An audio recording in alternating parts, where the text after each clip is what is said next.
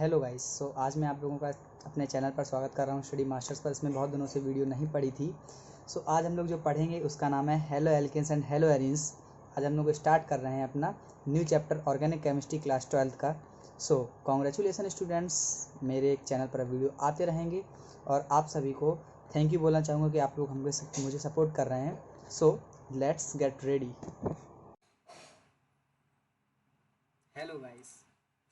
Hello guys, हम लोग आज न्यू चैप्टर के बारे में बात करेंगे जिसका नाम है haloalkanes and haloarenes. इस चैप्टर को हम लोग बहुत ही बेसिक से उठाएंगे और हाई लेवल पे ले जाएंगे। इस चैप्टर में हम लोग सिर्फ एनसीईआरटी की बात करेंगे। किसकी बात करेंगे? ओनली ऑन एनसीईआरटी की बात करने जा रहे हैं। इसमें हम लोग एनसीईआरटी ही उठाई, हम लोगों ने एनसीईआरटी की बुक की जो कि बहुत ही बेसिक है। इसको हम लोग कोशिश करेंगे 2 से 3 या 3 से 4 लेक्चर में पूरी एनसीईआरटी ख़त्म करें। यहाँ पे कुछ चीज़ें जो आपको समझाने के लिए मैं आपको अलग से बताता जाऊँगा और बाकी इसी में आपको एक्सप्लेन करूँगा। लाइन बाय लाइन हम लोग स्टडी करेंगे। अभी हम लोग कोशिश करेंगे छोटा सा एक हिस्सा एक कंप्लीट करते हैं, क्योंकि ये फर्स्ट वीडियो है इस चैप्टर का, तो इसलिए आपको मैं ओवरव्यू देना चाहूँगा कि haloalkanes and haloarenes में आप लोगों को क्या क्या पढ़ने को मिलेगा और इसमें किस तरीके से हम लोगों को स्टडी करनी है। तो चलिए हम लोग देखते हैं। सबसे पहली चीज़ यहाँ पर सबसे पहली बात करें अगर हम लोग haloalkanes and haloarenes में, तो हेलो एल्केन्स होता क्या है? What is the means of haloalkane and what is the means of haloarenes? Haloalkanes, halo का मतलब आप लोगों को पता है। हेलो का मतलब क्या होता है?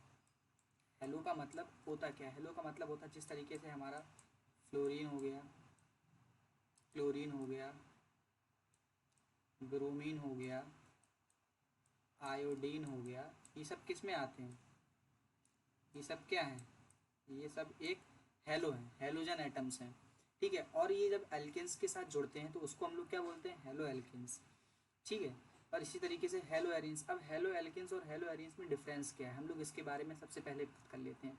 तो जो हेलो एल्केन्स होता है उसमें क्या है, sp3 हाइब्रिडाइज कार्बन एटम के साथ हमारा हेलोजन एटम जुड़ता है। किसके साथ? sp3 हाइब्रिडाइज कार्बन एटम के साथ। और हेलो एरीन में sp2 हाइब्रिडाइज कार्बन एटम के साथ हमारा हेलोजन एटम जुड़ता है। अब हेलो एल्केन की बात करें, जैसे मान लो एक हमारे पास आर ग्रुप दिया गया है और यहाँ पर हमारा हेलोजन आके जुड़ जाता है। ये क्या है? ये एक एग्जाम्पल है हेलो एल्केन्स। ये हमारा एक एग्जाम्पल है किसका? हेलो एल्केन्स का। अब यहाँ पर अगर हेलो एरीन की बात करें तो जैसे कि अगर हम लोग एक बेंजीन लेते हैं, यहाँ पर हम लोग एक बेंजीन ले सकते हैं। ये हमने एक मान लो बेंजीन ले लिया। It's not a clear but I can, मैं कोशिश कर रहा हूँ। तो यहाँ पर एक मान लो हम लोगों ने बेंजीन ले लिया। ये हमारा किसका एग्जाम्पल हो जाएगा? ये हमारा हेलो एरीन का एग्जाम्पल हो जाएगा। तो आपको हेलो एल्केन और हेलो एरीन में डिफरेंस पता चला। आपसे कोई पूछता है तो हम लोग सीधा कह सकते हैं एक हाइड्रोजन एटम हटता है, वहाँ पर अगर sp3 कार्बन एटम पर हेलोजन का अटैचमेंट हो रहा है तो वो क्या बनेगा? हेलो एल्केन बनेगा। और sp2 हाइब्रिडाइज कार्बन एटम पर अगर हेलोजन का अटैचमेंट हो रहा है तो वो क्या बनेगा? हेलो एरीन बनेगा। ओके, इतनी बात हम लोगों को समझनी थी। तो ये हम लोगों को बेसिक चीज़ पता चली इसके बारे में कि ये होता क्या है, हेलो एल्केन्स और हेलो एरीन्स। अब यहाँ पर कुछ बेसिक सी चीज़ें जो लाइन बाई लाइन पढ़ने की हम लोग कोशिश करेंगे। देखिए यही यहाँ पर जो मैंने आपको बताया ये वही लिखा हुआ है यहाँ पे, the replacement of hydrogen atom in an aliphatic और aromatic hydrocarbon by halogen atom result in the formation of alkyl halide. तो जो मैंने आपको समझा दिया है वही यहाँ पर दिया गया है, इसलिए यहाँ पर ज़्यादा सोचने की जरूरत नहीं है। जो मैंने बता दिया आप उसको ही कर लीजिए, बस इतना क्लियर है।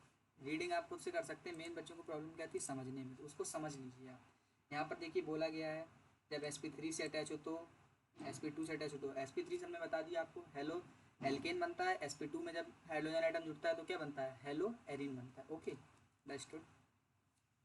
इंटरेस्ट आना चाहिए पढ़ाई में, only we have to take interest. So अब आगे चलते हैं। यहाँ पर कुछ यूजेस लेके गए हैं कि हम लोग हेलोजन एटम्स को यूज कैसे करते हैं। क्या लेके गए हैं? यूजेस लेके गए हैं किस किस चीज़ में। जैसे कि अगर हम लोग बात करें, our body produces iodine containing hormones. हमारी बॉडी क्या प्रोड्यूस करती है? आयोडीन प्रोड्यूस करती है। जिसमें क्या होता है, हमारी बॉडी क्या प्रोड्यूस करती है? आयोडीन कंटेनिंग हार्मोन थायरॉक्सिन, जो कि थायरॉक्सिन हार्मोन को रिलीज करते हैं। उसकी डिफिशियंसी हमको होता क्या है, अगर हमको थायरॉक्सिन हार्मोन की डिफिशियंसी हो जाए, हमारी बॉडी में आयोडीन की कमी आ जाती है, तो हम लोगों को कौन सी डिसीज होती है? Called goitre. इसको हम लोग क्या बोलते हैं? It is called goitre. ये एक इंपॉर्टेंट कह सकते हैं, बोर्ड वगैरह में आ जाता है। इसको हम लोग क्या बोलते हैं? ग्वाइटर बोलते हैं। ग्वाइटर, यहाँ पर गले में स्वेलिंग टाइप की आ जाती है इस तरीके से, वो हमारा ग्वाइटर कहलाता है। इस तरीके से नेक्स्ट आगे चल देखते हैं। यहाँ पर कुछ नहीं था इस पेज में, इतना ही थे। अब यहाँ पर हम लोग बात करेंगे क्लासिफिकेशन की कि हेलो एल्केन्स या हेलो एरेंज का हम लोग क्लासिफिकेशन किस तरीके से करते हैं। तो सबसे पहला जो क्लासिफिकेशन होता है वो number of halogen atom attach. अगर हमारा एक हेलोजन अटैच है, वन अटैच है, या हमारा वन अटैच है, तो हम उसको किस तरीके से डिफाइन करेंगे, मोनो हेलो एल्केन्स से।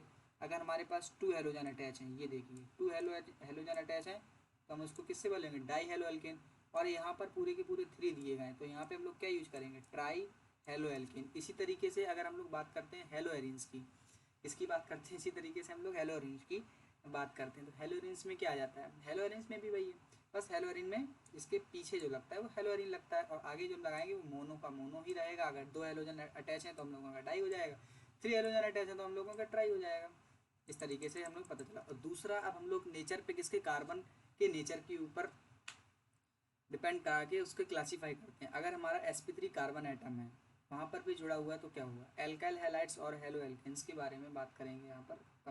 Compound containing sp3 in alkyl halides the halogen atom is bonded to an alkyl group, they form a homologous series represented. ये होमोलोगस सीरीज, इस फॉर्मूले को आप याद कर सकते हैं, आपको आसानी होगी। अब हम लोग इतना तो पता है कि प्राइमरी कार्बन क्या होता है, सेकेंडरी कार्बन, टर्सरी कार्बन क्या होता है। अगर जो हेलोजन प्राइमरी कार्बन पे जुड़ी है तो हम उसको क्या बोलेंगे, प्राइमरी। सेकेंडरी में जुड़ा है, ये देखो ये कार्बन कैसा है, सेकेंडरी कार्बन है। ये कार्बन कैसा है, टर्सरी कार्बन है, 3 डिग्री कार्बन है ये। यहाँ पे लोग देख सकते हैं इसको इस तरीके से।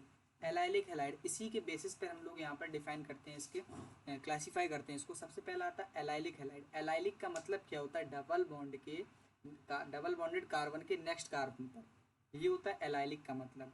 बेंजाइलिक का मतलब भी होता है, मान लो एक हमारे पास कार्बन ये दिया गया है, यहाँ पर डबल बॉन्डेड है, ये एक कार्बन है, इस कार्बन पे अगर कोई चीज़ जुड़ी है डबल बॉन्डेड कार्बन के नेक्स्ट कार्बन पर, ठीक है, ये हमारे पास दिया गया है, मान लो ये डबल बॉन्डेड कार्बन है, इस कार्बन के नेक्स्ट कार्बन पे कुछ जुड़ा, मान लो इस कार्बन पे, अब हम यहाँ पे हेलोजन जोड़ दें, तो ये कौन सी पोजीशन होती है, ये जो पोजीशन है इसको हम लोग बोलते हैं अलाइलिक पोजीशन। Okay, understood. इस पोजीशन को हम लोग क्या बोलते हैं, अलाइलिक पोजीशन। ठीक है, जिस तरीके से हम लोगों को यहाँ पे बोला गया है अलाइलिक पोजीशन के बारे में। sp3 hybridize carbon atom adjacent, ठीक है, sp3 सॉरी एक सेकंड, लाइन सही नहीं बनी, ये हम लोग हाईलाइट कर सकते हैं इसको। ये बोला गया हम लोगों को, sp3 hybridize carbon atom adjacent to the carbon carbon double bond. Carbon carbon जो मैंने आपको बताया कि कार्बन कार्बन डबल बॉन्ड है, जैसे इस तरीके से ये कार्बन कार्बन डबल बॉन्ड है, यहाँ पर आप देख रहे होंगे ये दिखाया मैंने, उसके कार्बन के नेक्स्ट वाले कार्बन पर जुड़ा, उसको एलाइलिक पोजीशन बोलते हैं। इसी तरीके से हमारा आता है बेंजाइलिक, क्या आता है, बेंजाइलिक हैलाइड्स। बेंजाइलिक हैलाइड्स में होता क्या है, बेंजाइलिक हैलाइड्स में ये होता है कि एक हमारे पास बेंजीन होती है, उस डबल बॉन्डेड कार्बन के नेक्स्ट वाले कार्बन पर हम लोग ऐड करते हैं किसको, हेलोजन्स को। यहाँ पर क्या है, these are the compound in which the halogen atom bonded to an sp3 hybridize carbon atom attach to an aromatic ring, aromatic ring में अटैच रहता है। ये आप लोग देख सकते हैं, ये 1 डिग्री है, ये 2 डिग्री, ये 3 डिग्री का एग्जाम्पल दिया गया है।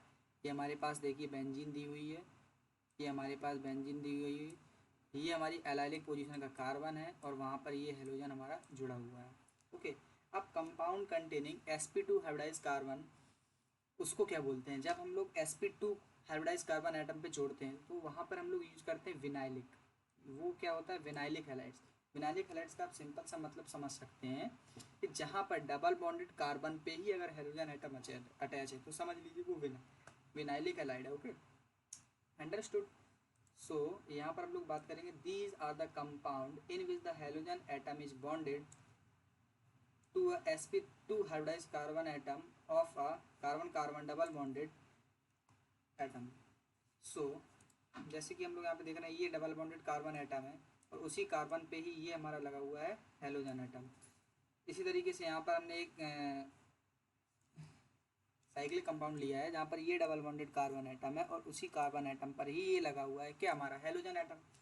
उसी डबल बॉन्डेड कार्बन एटम क्या लगा हुआ है, हमारा हेलोजन एटम। इसी तरीके से एराइलिक होता है, वहाँ पे हम लोगों ने पढ़ा क्या, हेलो एल्केन्स के बारे में। यहाँ पर हम लोग किसके बारे में देख रहे हैं, हेलो एरिन के बारे में, एराइल हैलाइड। इसमें भी जैसे कि हम लोग बेंजीन ले लिए, तो बेंजीन के डबल बॉन्डेड कार्बन पे ही अगर हम लोग हेलोजन्स लगाते हैं, किस पे, डबल बॉन्डेड कार्बन पे ही अगर हम लोग हेलोजन एटम लगा देते हैं तो वो क्या बन जाता है हमारा, एराइल हैलाइड्स।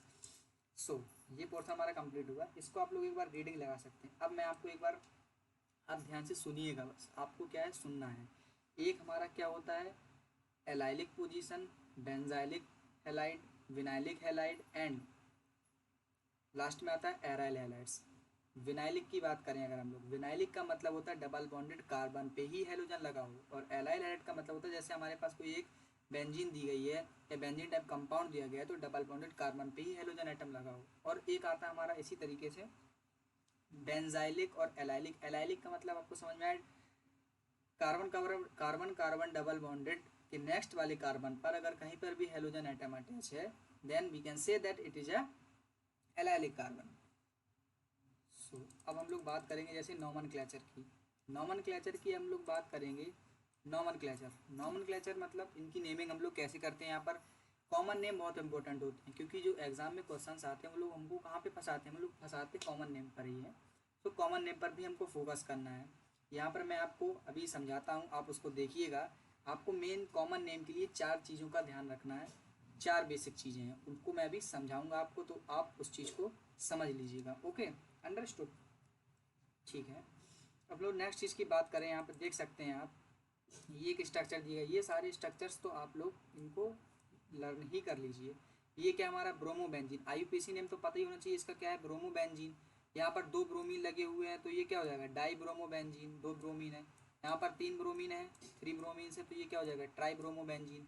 मेन इसका जो लर्न करने के लिए हमको है कॉमन नेम याद करने हैं हमको। कॉमन नेम में क्या है, ये तो ब्रोमोबेंजीन दोनों का ही कॉमन नेम है। अब ये आ गया हमारा, ये किस पोजीशन पे ब्रोमोबेंजीन लगा हुआ है, ब्रोमोबेंजीन तो है ये, इतना इतना पोर्शन इसका क्या है, ब्रोमोबेंजीन है। एक सेकंड रुकिए, मैं इसको इरेज करूँ फिर आपको बताता हूँ। Yes, this portion is known as bromobenzene. But यहाँ पर ये वाला जो ब्रोमीन है ये किस पोजीशन पे लगा हुआ है, मेटा पोजीशन पे। तो हम लोग यहाँ पे क्या लिखा है, M लिखा हुआ है। इसी तरीके से यहाँ पर बात करें तो ये सिमेट्रिकल ट्राइब्रोमोबेंजीन हमारा आ जाएगा। ये सिमेट्रिकल है, यहाँ पर भी मेटा, यहाँ पर भी, दोनों साइड से, तो ये सिमेट्रिकल हो गया। इस तरीके से हम लोग बात करते हैं। अब हेलो एल्केन्स का अगर हम लोग नोमेनक्लेचर की बात करें, हम लोगों को पता होना चाहिए कि हम लोग को बेसिक रूल तो पता ही है कि बिगेस्ट कार्बन चेन को हम लोग मेन चेन की तरह से सिलेक्ट करते हैं। जैसे कि हम लोग को इसका करना है नोमेनक्लेचर, तो हम लोग इसमें मेन चेन सिलेक्ट करेंगे। अगर हम लोग इस तरीके से सिलेक्ट करते हैं, ये चेन सिलेक्ट करते हैं या हमको ये चेन सिलेक्ट करनी होगी, इन दोनों में से एक चेन सिलेक्ट करनी होगी। 2,2 डाइमिथाइल, तो हम लोग कौन सी चेन सिलेक्ट करेंगे, ये वाली चेन मान लो हमने सिलेक्ट कर ली। तो यहाँ से अगर हम गिनते हैं 1, ये हमारा 2 है, ये हमारा 3 है, तो यहाँ 2 पे हमारे 2 मिथाइल आ रहे हैं, तो 1 पर क्लोरो लगा हुआ है, 1 क्लोरो 2,2 डाइमिथाइल प्रोपेन। इस तरीके से है 2 ब्रोमो प्रोपेन, इसी तरीके से ये है। सो हम लोगों को बस समझना है इसका बेसिक रूल सबका क्या है, सिंपल सा हम लोगों को IUPAC यूज करना है इसमें, जो हम लोगों ने 11th में बेसिक में पढ़ रखा है। बाकी कुछ नहीं, कॉमन नेम के लिए मैं आपको 4 पॉइंट्स बता दिए हैं, उनको आप देख लीजिएगा, आपका काम हो जाएगा। और यहाँ पर कुछ इंपॉर्टेंट कॉमन नेम्स दिए गए हैं, उनको लर्न भी करना है। ये जो टेबल है, this table is very very important. इस टेबल को आप लर्न कर लीजिए, इससे कभी कभी JEE मेंस वगैरह में भी डायरेक्ट क्वेश्चंस आते हैं। अब मैं आप कुछ मतलब यहाँ पर भी एक बार रिपीट कर देता हूँ। जैसे नियोपेंटाइल, नियोपेंटाइल में कौन सा ग्रुप प्रेजेंट होना चाहिए, पूरा एक कंप्लीट ये ग्रुप प्रेजेंट होना चाहिए। This group must be present for neo, ये ग्रुप हमारा प्रेजेंट होना चाहिए। ये ग्रुप, ये क्या है, अगर ये ग्रुप प्रेजेंट है तो वो क्या हो जाएगा, नियो। उसके आगे हम लोग क्या लगाएंगे, नियो लगाएंगे, अगर ये ग्रुप हमारे पास प्रेजेंट है। So we have to learn this table. यहाँ पर सेकेंडरी ब्यूटाइल क्लोराइड है, ये tried butyl vinyl chloride, allyl chloride, ये सारी चीज़ हम लोगों को मालूम है। सो यहाँ पर कुछ क्वेश्चंस दिए गए हैं, इन क्वेश्चंस को भी आप ट्राई कर सकते हैं। 1 ब्रोमोपेंटेन, 2 ब्रोमोपेंटेन, इनको भी आप करेंगे। मैं अभी आपको प्रैक्टिस कराता हूँ इनकी, एक सेकंड रुकिएगा, मैं आपको प्रैक्टिस भी कराऊंगा इनकी। अब नेचर ऑफ CX बॉन्ड, अब यहाँ पर बात आती है नेचर ऑफ CX बॉन्ड की, कि कार्बन और हेलोजन के बीच बॉन्ड, कार्बन और हेलोजन के बीच जो बॉन्ड होता है उसका नेचर कैसा होता है। तो हम लोग को इतना मालूम है कि कार्बन जो है और हेलोजन जो है उसमें से मोस्ट इलेक्ट्रोनेगेटिव कौन सा है, हमारा जो हेलोजन है वो मोस्ट इलेक्ट्रोनेगेटिव है। ये तो हम लोगों को बचपन से पता है, मीन्स 11th में बहुत अच्छे से पढ़ के आए हैं, हम लोगों को ये तो मालूम है ही। सो ये चीज़ हम लोगों को बहुत अच्छे से पता है। तो जो बॉन्डेड एटम, बॉन्डेड इलेक्ट्रॉन्स होते हैं, ये हमारे पास कार्बन है, ये हम हेलोजन बना रखे हैं। तो जब ये मोस्ट इलेक्ट्रोनेगेटिव है तो इलेक्ट्रॉन, मान लो यहाँ पर एक इलेक्ट्रॉन इस तरीके से बॉन्डेड में होंगे, तो इलेक्ट्रॉन शिफ्ट कहाँ पे होना शुरू हो जाएंगे, इसके तरफ इलेक्ट्रॉन शिफ्ट होना शुरू हो जाते हैं। तो इस पर हमारा चार्ज जो आता है वो आता है डेल नेगेटिव चार्ज, और इस पर जो चार्ज आता है वो आता है डेल पॉजिटिव चार्ज। इस तरीके से बात होती है। तो हमको क्या चीज़ समझ में आई कि कार्बन और हेलोजन में मोस्ट इलेक्ट्रोनेगेटिव क्या होता है, हेलोजन होता है। क्या होता है, हेलोजन होता है। और जो बॉन्डेड इलेक्ट्रॉन्स होते हैं वो किसकी ओर शिफ्ट हो जाते हैं, हाईली इलेक्ट्रोनेगेटिविटी के कारण हेलोजन की ओर शिफ्ट हो जाते हैं। और जो कार्बन होता है उस पर डेल पॉजिटिव आता है, और जो हेलोजन एटम होता है उस पर डेल नेगेटिव चार्ज आता है। अब आगे देखिए, इतना हमको पता चल गया और कुछ नहीं। यहाँ पर कुछ bond order, bond length, CX bond enthalpies दी गई हैं, डायपोल मूवमेंट दिए गए। चाहे तो इस टेबल को याद कर सकते हैं, वरना 11th में ये सारी चीज़ें हम लोगों ने पढ़ रखी हैं। सो हम अपने वीडियोस को यहीं पे एंड करेंगे। अब हम नेक्स्ट में बात करेंगे मेथड ऑफ प्रिपरेशन की। किसकी बात करेंगे, मेथड ऑफ प्रिपरेशन की। अगले में मैं आपको हर एक चीज़ को लिख के पढ़ाऊँगा, बोर्ड में बताऊँगा सारी चीज़ों को, जिसको मेथड ऑफ प्रिपरेशन में मैकेनिज्म्स भी होते हैं कई। यहाँ पर मैंने आपको ओवरव्यू दिया है। आपको अगर इसको अच्छा करना है 12th की, और तो 11th की पूरी GOC अच्छे से कंप्लीट होनी चाहिए। Inductive effect, hyper conjugation, resonance, mesomeric effect, ये सारी चीज़ें आप लोगों को अच्छे से आनी चाहिए। और method of preparation of haloalkanes में तो पूरा का पूरा हाइड्रोकार्बन आपको आना ही चाहिए, जिससे कि आपको तुरंत समझ में आ जाएगा। ये बहुत ही बेसिक चैप्टर है, इसको अगर हम लोगों ने अच्छे समझ लिया तो आगे सारे चैप्टर हमको 12th के बहुत ही अच्छे से समझ आएंगे।